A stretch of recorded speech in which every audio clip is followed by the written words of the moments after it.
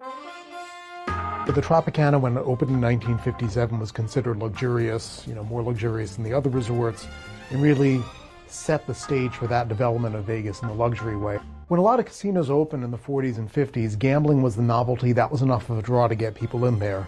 By the time the Tropicana came along in 1957, there were already a lot of casinos, and gambling wasn't something that would distinguish a casino, so they needed to do something else. In the Tropicana, that was go luxurious. The hotel then, just 300 rooms and tiny when compared to today's mega resorts, but everything made just a little more special.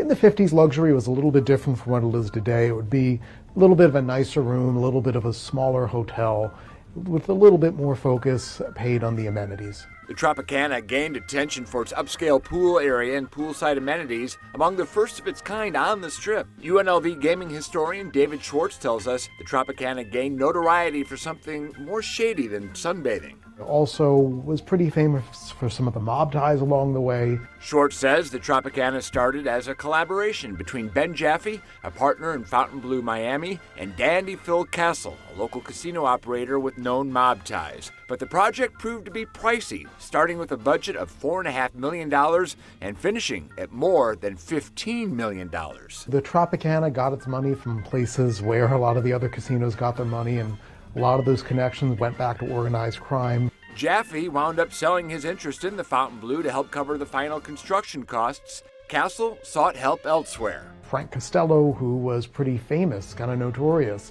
as one of the big bosses in the mob, was linked pretty convincingly to the Tropicana, and they really did have to take some steps to overcome that. The Trop attracted both the infamous and the famous alike, including some of the top names in Hollywood. Singer Eddie Fisher famously married Elizabeth Taylor after finishing his last set at the Tropicana. Sammy Davis Jr. was a regular visitor and performer. The singer would go on to buy a share in the hotel casino in 1972, making him the first black man to own a stake in a Strip property. But the hotel casino's golden age was not to last. The Tropicana had a really interesting evolution in the 70s through the 2000s.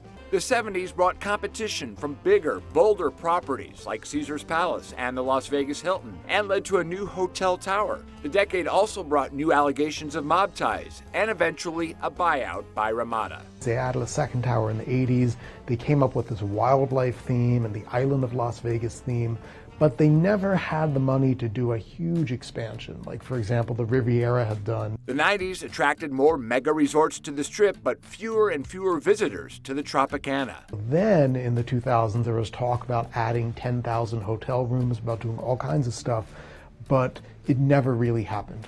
In 2006 came a demolition announcement that never came to fruition. The Tropicana changed hands a few more times before Bally's agreed to buy it in 2021. The next year, Bally's began negotiations with the Oakland A's to develop the property as a stadium site, and in May of last year, they reached a deal, and the historic casino's fate was sealed.